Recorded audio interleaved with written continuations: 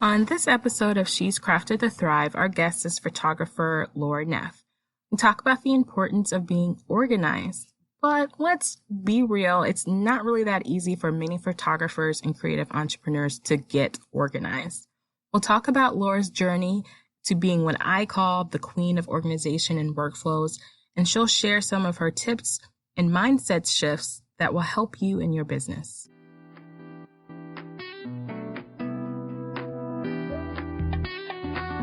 Welcome to She's Crafted to Thrive, a show for women in photography and other creative businesses. You will hear conversations about the real everyday struggles of juggling life and business while trying to maintain passion and balance. As women, we have the skill of getting things done, but sometimes we get in our own way. It's here where you'll see that you're not alone. You'll discover that success does not mean perfection. Fear, negative thoughts, and challenges are all part of the journey. On the podcast, you'll find the inspiration and tools you need to have a life and business that thrives. Hello, Laura. I'm so excited to have you on She's Crafted to Thrive. I'm super excited. I am just so glad that we have connected like a while ago, but I'm just so happy that we've kind of stayed connected and everything. And I'm just so happy to have you on. You are like amazeballs. Amazing. Thank you, Nikita. I'm so honored and excited to be here and be on the show and talk to everybody. Yeah, I think our paths, like as far as like what we do and why we do it, are very similar, and that's why I think I gravitated to you so much, because I think it's wonderful what you're doing. So I'm saying this, but nobody knows what I'm talking about, maybe. So please tell us a little bit about you. Sure. So my name is Laura. I live in northern New Jersey, and I have two businesses. One is Laura Neff Photography, and with that business, I am a wedding photographer and a brand photographer for creative business owners. And I absolutely love and thrive on fun-loving couples who are adventurous and love to laugh. And I love creative entrepreneurs, specifically for my brand photography side of my business, because I just love the storytelling aspect, and I feel like creative entrepreneurs just have incredible stories and they're incredibly passionate about what they do. So I love being able to document that story so that they can showcase that to their audience and showcase their passion and their product in a really beautiful way. So I love brand photography, love wedding photography. I've been doing it since 2013 was when I shot my first wedding, and it has been amazing. I have literally wanted to be a photographer since I was born, I think. In preschool, I actually drew a picture of a camera when they asked me what I wanted to do when I was little. So I drew a picture of a camera and said I wanted to be a photographer when I grew up, and my mom was a photographer, so I think that's where that idea had come from. I just didn't really know any other career path as a 2-year-old. So we had a dark room in my house growing up, and we had a studio in my house. So I basically just grew up crawling around the dark room with a camera in my hand, helping my mom, or probably not helping, probably ruining things that she was working on in the dark room as a toddler. So I just grew up loving photography and always knowing that I wanted to do that. So right out of college, I did my first wedding. I actually did not go to school for photography, but knew very quickly after doing interior architecture in the real world, which is what I went to school for, that I knew right away after shooting my first wedding that I wanted to make it full time. So that's basically that side of my business, and that's doing really well. I do about 20 weddings a year and a myriad of brand sessions a year, so I love those. And then on the other side of things, I have Laura Neff Creative, which is my business that started unofficially in 2016, and then officially launched my website in 2017. And with Laura Neff Creative, I hope to equip and empower and inspire people to build a profitable business and fulfilling life that is designed to help them save time and make more money, ultimately so that they can profit from their passion and spend time with the people they love. So I focus on workflows and systems and productivity and time management tips and tricks and stuff like that, so that people can work less, live more, and really just spend more time with their family, their friends, or doing things that they love or that they're passionate about. So I just got really fired up when I think about the end result. And, it's all like techie when you're talking about workflows and systems and stuff, but it's so exciting when you get the feedback that somebody got to go on date night with their husband for the first time in months during busy season, or they got to make Valentine's Day treats with their kids, or they got to go paddleboarding or join the gym again because of all this time savings. Like just this morning, one of my coaching girls told me that now she's volunteering at her church because of all the time that she's saving, and she was so fulfilled by that. So saving time in your business just allows you to have more time to do things that you love in your life. And so that's the Laura creative side of my business. So that's the long story about who I am and what I do. That is awesome. You have so much, like you do so much, and it's crazy because your photography work is beautiful. Like it's gorgeous. It's so like airy and free. I don't even know. Like it's just really, I like the way it makes me feel when I look at it. And then your business on the other side of that feels the same way, which is amazing because that means you're really connected with you, like how you are as a person and how you are as an artist and how you are as a business owner. So I think those two businesses like marry really well, which some people can find it really hard to do those type of things. And like, it makes sense. And people are not like, what is she doing? Yeah, I appreciate that. That is something that I had struggled with, not knowing if they should be together or separate. And I wanted them to kind of marry very seamlessly. So that was something that I had worked on a lot to make sure that everything kind of worked in tandem and worked with me as a person. And I think that's really what it came down to. So I love you saying that. I just really focus both businesses on what my personal values are. And my business values are very much the same as my personal values. So I think that's what helped both businesses work and seem very authentic to me and similar, even though they're very different. I love it. I have the privilege of working with one of your clients, Christina, and I love her to death. And I was like, oh my gosh, you guys are like, your business is not only like so branded. Why? So are your clients. Like your clients match you. Like they match like the kind of person you are, the personality. And I'm like, that is so awesome because that's so hard to accomplish in a business, is working with the same like versions of you, but in a different way that makes any sense.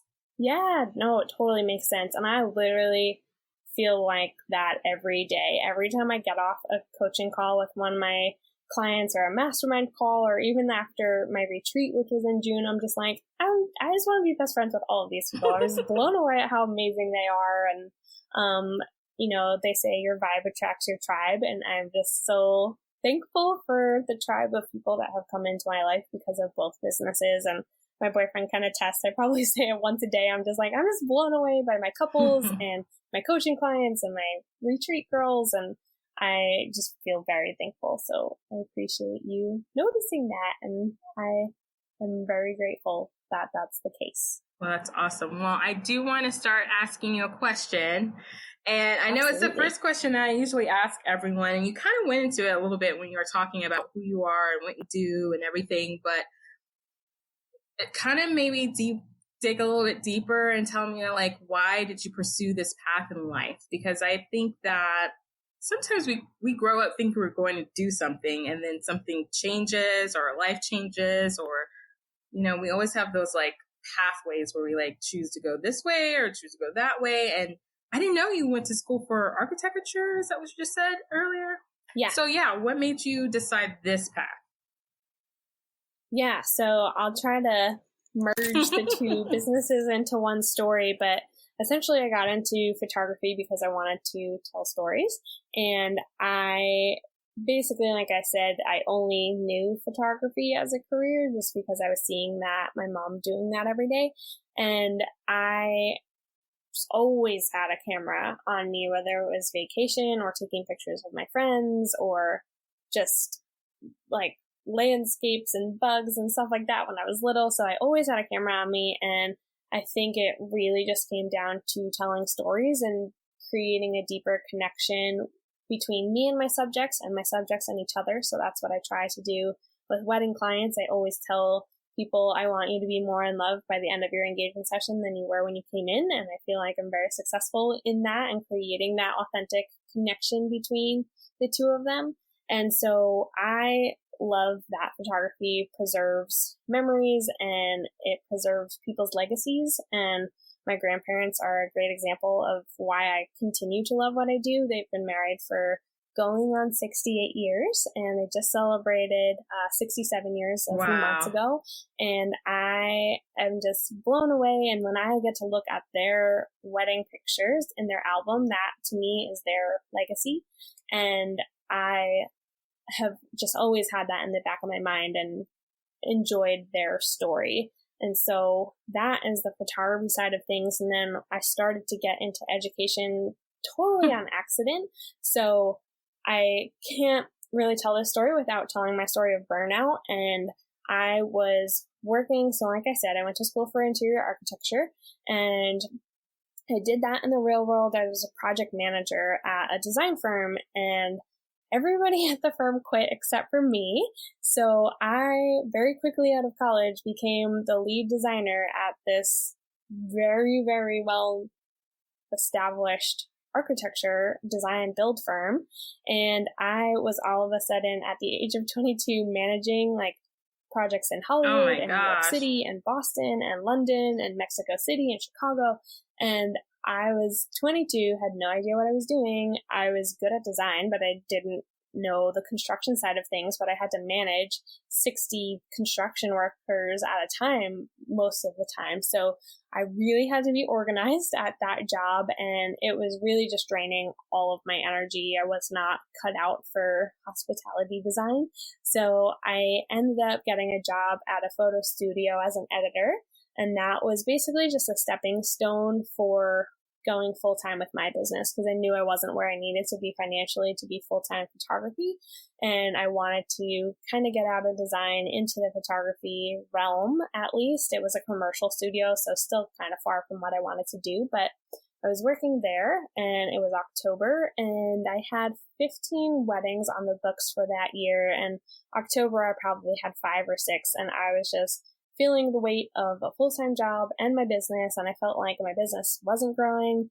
I wanted it to grow because I couldn't dedicate time to it, and I was burning the candle at both ends, super, super burnt out, and to the point where I was crying every single day. And my boss called me into his office, and essentially he just gave me permission to quit. He was like, "You are super burnt out. I don't want to see this for you. I know that your business is going to be successful. So if you need permission from me to quit," because he's like, "I know you have the type of personality that feels really bad that you're going to leave us during a busy time." But he was like, "You can't do this to yourself. So I'm giving you permission. If you want to quit, you can quit, and we'll find a replacement for you." So I quit that day, and my last day was Halloween, so it was the last day of October. And then I spent 4 months creating workflows in my business, because I spent 4 months trying to catch up from the season before, because I had no workflows in place, no systems, nothing was consistent. There was just random post-it notes and to-do lists and pieces of paper all over the place. And so I was just like, I don't understand how people can actually run a business if they're not organized, because I just felt like I was reinventing the wheel every time I got a new client. And so I sat down at my dining room table, created workflows for my photography business, color-coded them, figured out who was going to do what in my business, because my mom started working for me a few hours a week. And then I decided I was going to outsource editing. So I was just like color coding this lined piece of paper. I have it somewhere in my closet, and I really want to dig it up. But once I had that in place, I started to really feel like I had a lot more balance in my life. And I was getting asked by a lot of people in my local Tuesdays Together group what my workflows looked like and how I was saving so much time, essentially, and being so productive. So I started having people come over to my house, and we would sit around my fire pit, and I would kind of show them my workflows. So I sort of accidentally started mentoring. And then when people were like, "Oh my gosh, I feel like you saved my marriage. This is amazing now." And like just so much feedback came flooding back after our sessions, just positive reinforcement that they were saving time and giving their clients a better experience. And so that was all like totally on accident. I was never like, let's move into the education world. It was just like I fell face first into it. So I started mentoring, and then so many people started asking me about my workflows that I was like, maybe I should create like a product, because I can't mentor all these people asking me about it. So I created the Wedding Photographer's Playbook. It was my first product that launched in 2017. And since then, it's just grown into a shop. I think we have like 14 products, a course coming out. And just when I was sitting in my car the other day and I was just thinking about what the outcome is after people save all this time. And I got like really deep with these thoughts. I was just like, if a parent can spend 10, 20 more hours a week with their kid, maybe that kid, when they grow up, isn't going to have social anxiety that they might have had if their parent was just in front of a laptop all the time. Or maybe it is going to save a marriage because now they're spending all this time rekindling a relationship. Or maybe somebody's going to look in the mirror and love what they look like because they have all this time to go to the gym and fulfill that part of their life. So I just started thinking about like visualizing all these outcomes of people saving time, and that has given me the motivation to continue running two businesses, because it's definitely hard. But I know that was a long answer, but that's kind of the entire path of why and how I ended up here. It was a long story, but it was a good one. It is so funny, like how the little pieces that we don't realize like end up connecting in a little. The burnout is real. Like I think everyone that I've talked to, and I talk to and just in general, like they all have a story of some point being like, I can't do this. I don't know why I'm doing this. I can't do this. It's too much. I don't know why I'm doing it. And I feel like you in that story where you're like, the boss had to be like, yes, you can go. I'm kind of like that, but I'm not all the way like that. I do feel very connected to like the people that I work with, and I don't want to let them down. But I also am very aware that at times you have to, like you kind of have to in order to save yourself. But it's very rare that I hear a story where they're like, no, my boss told me I need to go. Right. He was like, Laura, can you come into my office? I was like, crap, I'm going to get fired. And then he was just like, I'm giving you permission to quit because you're burnt out. And I was grinding my teeth. And apparently he had been grinding his teeth when he was my age. And now he's deaf in one ear because he was like, did so much damage to his eardrum or like whatever that is. So he made me get a mouth guard. And then after that, he was like, okay, like you have to quit because I don't want you ending up in the hospital with an anxiety attack or something worse. So I was very thankful to have a very understanding boss, and they were just so amazing at encouraging me to do my business. So I feel very blessed to have had that work experience. Wow. Yeah. So how do you think that life of architecture like set you up for this business, like both of your businesses? How did it? I think that has a lot to do with your workflow world, because you probably have to do a lot of that. I do. Yeah, I think it definitely started in college because we used to get our syllabus in the beginning of the semester, and there just seemed like there was no possible way to get everything done that they wanted us to get done. And there were times in college where I stayed up 80 hours straight to get things done. And one of my teachers was always like, work smarter, not harder. And I was like, okay, how the heck do I do that? And so I kind of was forced to figure it out. I finally figured it out my senior year of college, but I would just make all these plans and schedules of how every moving part of my syllabus had to get done for the semester. And then when I graduated and went into that project manager role, I really needed to learn how to, essentially I was managing entire buildings being constructed, or maybe not so much buildings, we more so did restaurants and nightclubs. So they were like within a building, but an entire project for 9 to 12 months at a time between design and construction. So I would work with the construction manager on creating all these schedules for the project and just coordinating all these moving parts, because as the lead designer, I had to coordinate the mechanical engineer and the electrician and the plumber and the carpenter and the furniture designer and all this stuff. So there were so many moving parts. So I think it taught me a lot about management and managing so many different facets at once, which I think is really helpful now that I'm running two businesses and not one. And I saw how much other people in the firm crumbled without organization, and projects would get delayed months because of it, because they weren't doing their job correctly. So when they all quit and I had to pick up their mess, I was really thankful that I had, an organizational instinct to get everything back on track. And I knew as soon as I went full time in my business, my mom started working for me.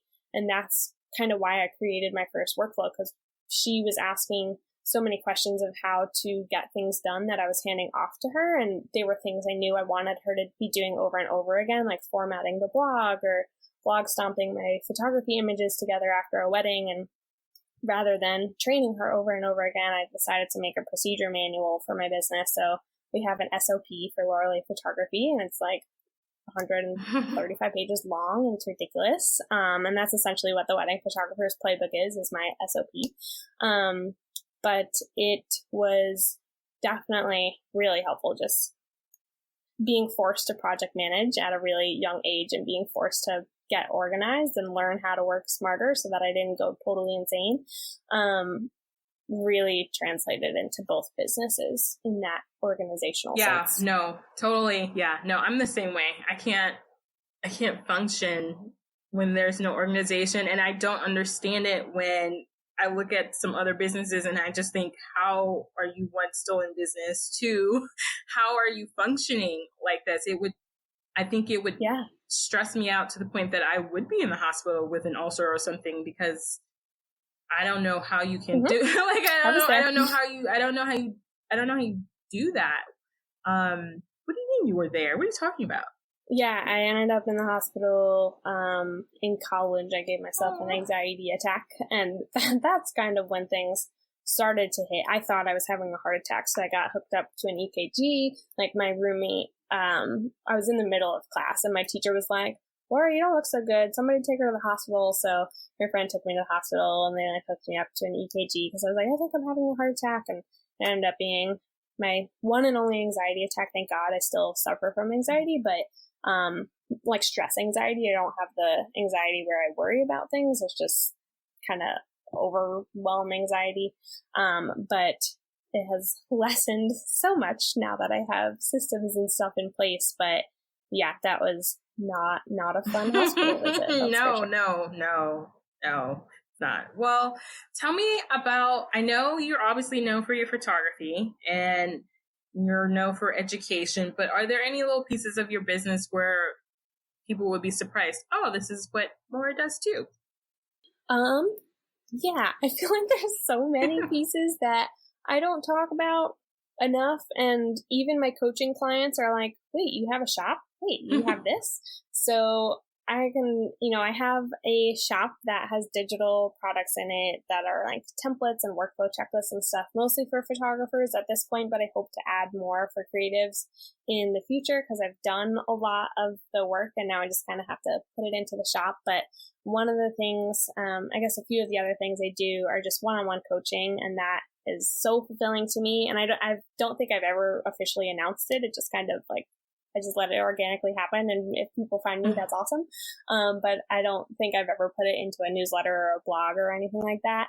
But I feel very thankful for the incredible coaching girls that I have. But one of the things that has just been the biggest piece of my heart this year in my business is my retreat. And that is, it was called the Fireside Retreat. And we hosted that in June. And it was literally the best week of my business. I was so fired up and fulfilled, and the people that came were incredible. And we did 4 days of learning and adventuring and building community. And we just talked about creating workflows and creating systems and building like a very holistic life and business, because I feel like most people's scales are way far to one side, and it's usually the business side if they're entrepreneurs. And so we talked about how to put the important things first. And my slogan was live with intention, work with passion, value what matters. So that was what all of my talks centered around. So that's something that had gone on this year, and I hope to do more of that in the future. And it's not something I've talked about a lot. I've just did like one blog post about it, but it's something that I know we'll definitely want to do more of in the future.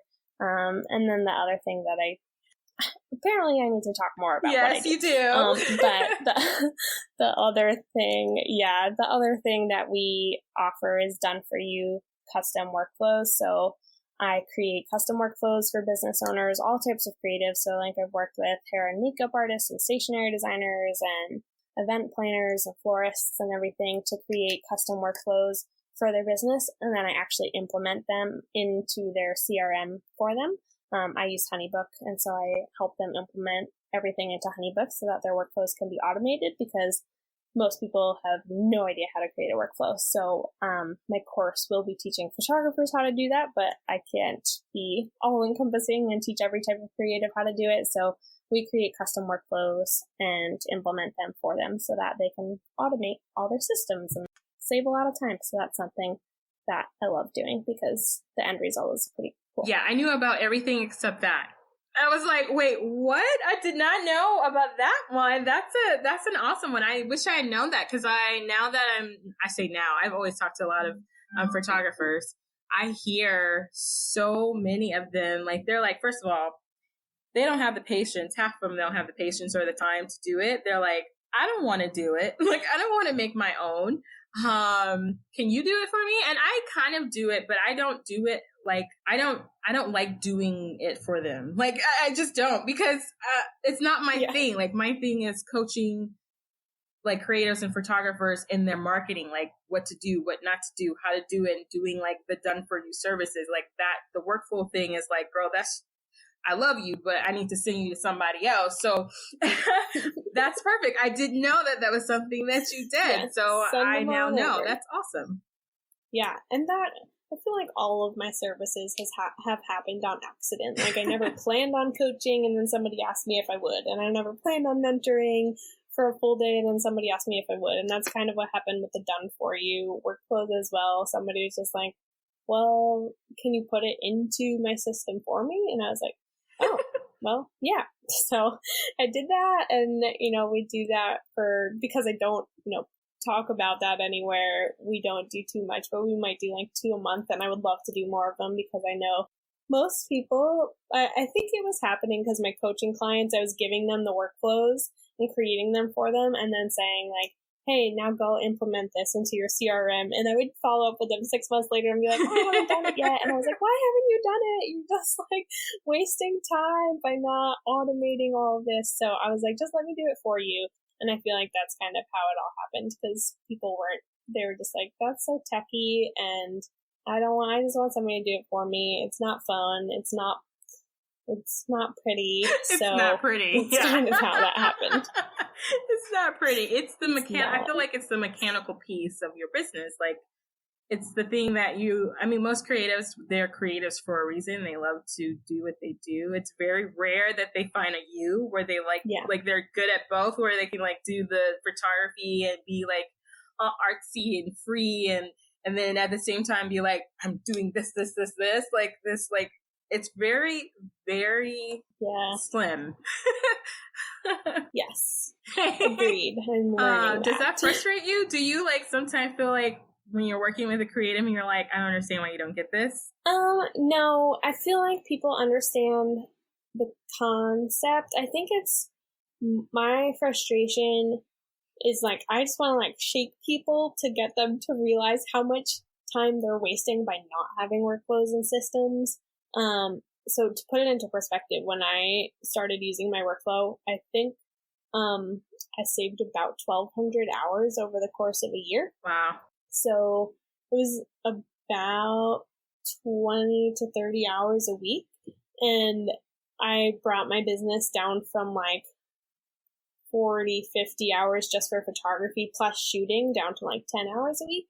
And then my referrals increased by 1,200% because my clients were like, wow, I'm getting such an incredible experience. I'm getting my photos in a week while I'm still on my honeymoon, and I'm excited about it. And you're giving me such an incredible experience ahead of time. Like, I just ended up booking workflow clients, like custom workflow clients from vendors that I'm working with on a wedding, because I introduced myself to them like 2 months out from the wedding, and they're like, wow, you're so organized. Do you help people organize their business? And I was like, that's a strange question to ask. You must have heard about me somewhere.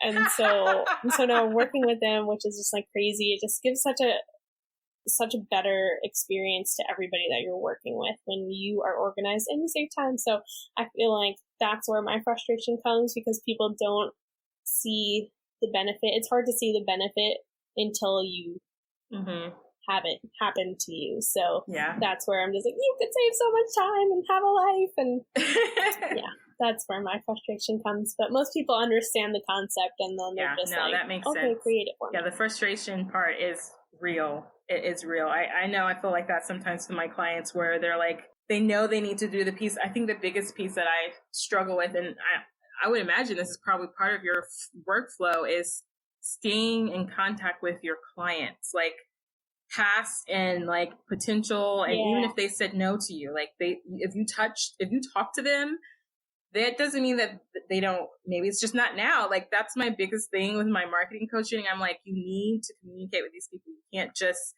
6 months after you've done this shoot and be like, hey, here's an email that talks about, booking another session. And they're like, you just want my money. Yeah. Value. Exactly.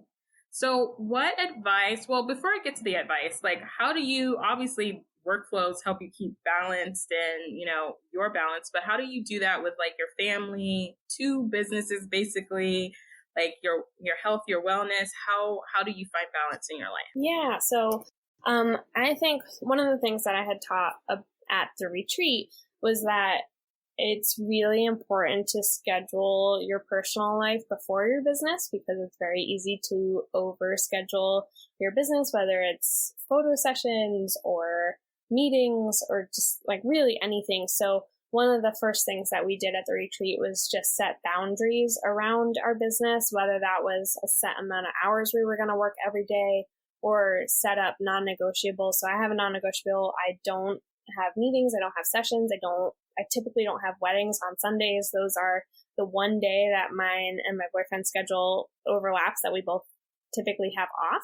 So that is a very sacred day that I try to dedicate solely to hanging out with him or my family. So I've set up a lot of non-negotiables like that. Like I'll only meet Tuesdays and Thursdays if I can help it. I don't take more than 3 sessions in a week. So just setting up these boundaries around my schedule was the first thing that I really had to start implementing.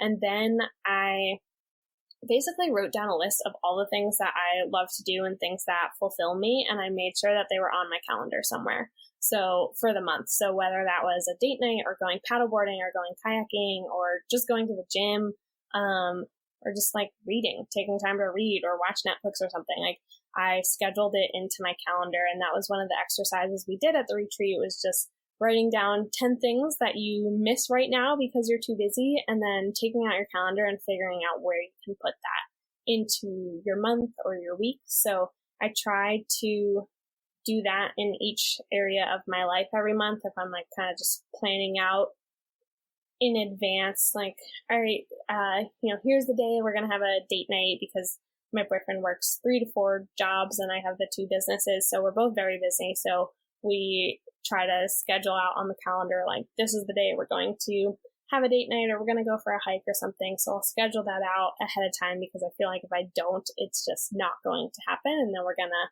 be sitting around doing nothing on a nice day and be like, oh crap, we should have done something fun. So I try to schedule out ahead of time, and set the boundaries and non-negotiables, and just also, I ask for help. I know what my zones of genius are, and I know that my time is better spent in my zone of genius than my zone of competence, or incompetence is what they call it. So I have hired an assistant, so I have a virtual assistant, and my mom is also part of my team. So she does a little bit for both businesses. She does the bookkeeping, and I know that she could bookkeep so much faster and more efficient than I could ever bookkeep, because it is of no interest of me. I never want it to be in my zone of genius. I have no interest in learning about it. Same with Facebook ads. I'm just like, no, I don't want to do it. So There are just, I basically went through all the things in my business and I started that I do or that I need to do. And I started rating what zone they were in. So it was zone of genius, which are the things I'm really great at. So that was just photography and creating content and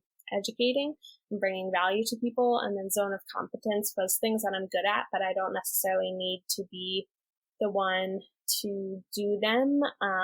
And most people spend a lot of time in their zone of competence, like answering emails and scheduling meetings, and everybody can do that. And everybody, is good at doing that, but they don't necessarily have to be the one doing it. So I feel like most people spend a lot of time there. And then the zone of incompetence is basically the things that you struggle through that take up way more time than if somebody else were actually going to do that. And a good example of this would be 2 days ago, my windshield wiper stripped and I bought new windshield wipers and I was like, oh no, I'll put them on. It's fine. So I just bought them at the auto parts store and went home and tried to figure out how to put them on. And then me and my mom spent an hour trying to figure out how to put windshield wipers on to no success. So then the next day I had to go back to the auto parts store and ask them to put them on for me. So I was like, if I had just given my zone of incompetence to somebody that is in their zone of genius, then this would have been way more efficient. So I've just learned what my zones are, and I've found people who have their zone of genius as my zone of incompetence, and I've just really invested in people to help in both businesses and bring their zone of genius into my business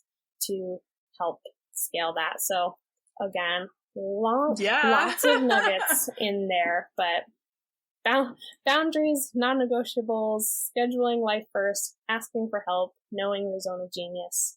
That would be my advice. And then obviously setting up workflows and systems to give you consistency in your business, because the biggest thing is just it helps you not reinvent the wheel every time. You know exactly what you have to do for each client. You have the templates, you have the email templates, the questionnaire templates, everything, every task all in place. So you're never wasting time writing to-do lists and wondering where a client is in the process. So that has all helped me tremendously in having more balance in my life. Yeah, there were a couple good nuggets in there.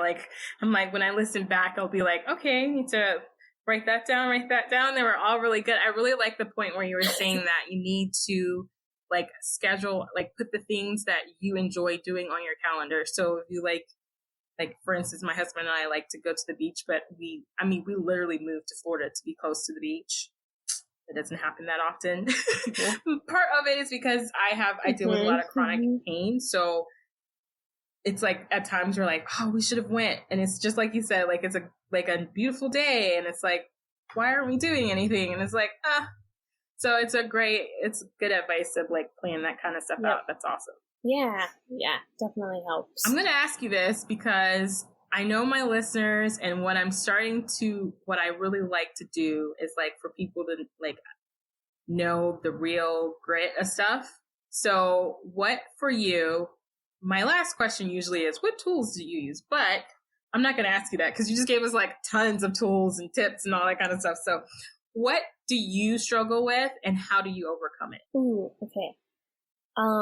I struggle very much with selling my products and services, not on the photography side of things. I know, and I know that my educational services are very good too, but I feel very weird talking about them. So I could talk about other people's services all day long, but I have a very hard time talking about my own.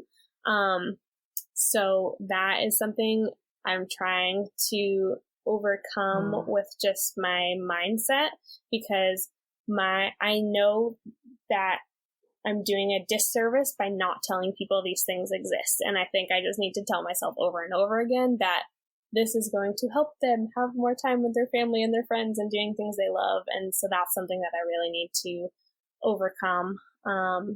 And that's probably the biggest thing. And the second biggest thing is just I love both my businesses so much. So even though I have the tools and the capacity to have work-life balance, I still find myself working all the time because I love it.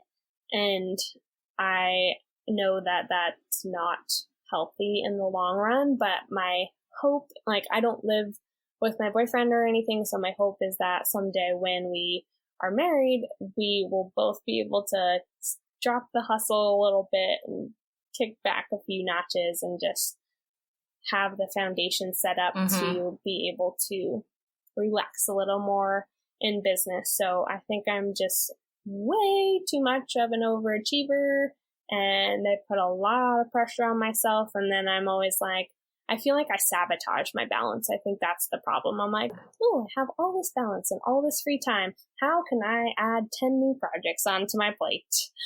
Like, so that's my biggest thing. So I think I need to do a better job at realizing what projects fulfill me and bring the most value to my audience and my community, and focusing on those instead of just doing things for the sake of doing them. So just that's probably my two biggest struggles. Yeah, those are really good ones. I think a lot of us struggle with that, like finding, if you love what you do, you probably want to do it all the time. Like, that's just what you do. And even though you have the time to do it, it's kind of like, you know, I can do it. I have the time because I have the time and I know how to do it. And I love that you said, you know, learning to fill those pockets, if you're going to do work, to fill the pockets with things that you want to do and you love to do, versus like, I'm just doing it because I'm just doing this thing. Busy. Yeah, exactly. Yeah, I think that's a very common struggle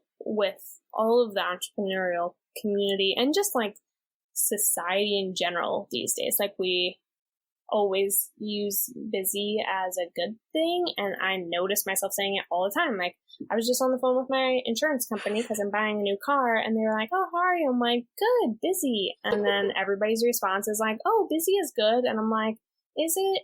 I don't know. So I need to start changing my answer, and I need to, you know, say, you know, I'm fulfilled. I'm doing things that fulfill me instead of I'm just doing things that keep me busy, because that's not how anybody should live their life, and nobody should live their life to just be busy all the time. Should be, I'm fulfilled. That should be my new answer. I like and that. Everybody else's. I like that. I think I might try that every now and then. You're right. I'm busy. I'm fulfilled. I like that. Yeah. Me too. So tell us how we can find you online, and anything you want us to take a look at after they listen to this. Sure. So my website for the educational side of things, which I assume most people will be most interested in, is lauraleecreative.com. So LAURALEE creative.com. And on Instagram, I'm at lauraleecreative. So that's easy.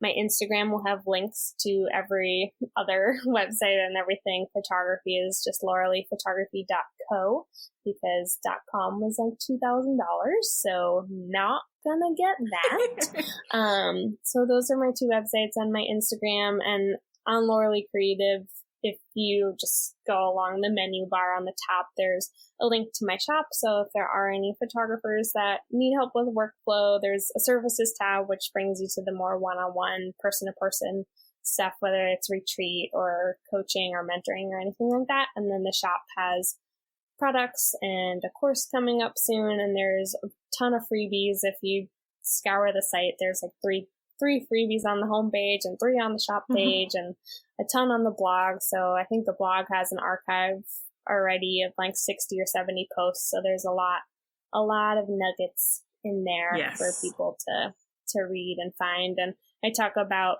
photography workflow and time management and task management and self-care and relationships and priorities, and just a very overarching thing. So that's all on the blog, and people can also definitely look out for hopefully a podcast coming soon. So Sweet. Hopefully in the next couple months. Awesome. I'm not a photographer right now. I did it way back when, but for my business at Crafted to Thrive, I've used some of the tips just for my business that you have in your blog and stuff like that about workflows, and like, especially when it comes to email. Oh my gosh. Email is like so crazy. So there was a couple blog posts you did, and I sent it to my girlfriends that are in network marketing, and they're like in love with them. Like they're in love with the tips. They thought I gave. I'm like, no. Laura gave this to me. I didn't know anything about this. Here's the blog post. You go read it. I don't know. So even if you're not a photographer, if you're a creative person, or if you're just in business in general, like her blog is amazing. It's great and has lots of cool tips and things that you can use for your business to keep you focused and not all over the place. So I love it. Thanks, I love it. You're welcome. Well, thank you so much for being on. I can't wait to hear and listen to your podcast. Yeah, fingers crossed.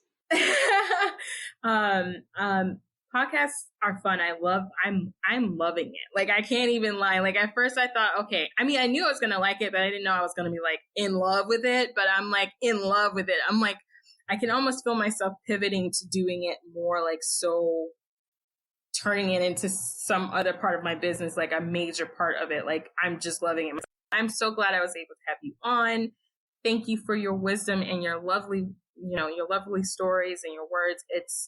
I believe it'll encourage people, and I believe it'll keep them inspired to go on to know that you can do this and there are ways to do it better. Yep, that's the biggest thing. Well, it was such an honor and it was so fun. I love podcast interviews and it's so great hanging out with you. And I hope that this brings a lot of value to your audience and inspiration and encouragement. But I'm just so happy to be here and thank you for having me. All right, ladies, thank you for listening, and I hope this conversation inspired you.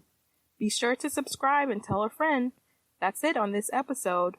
And yes, you are crafted to thrive.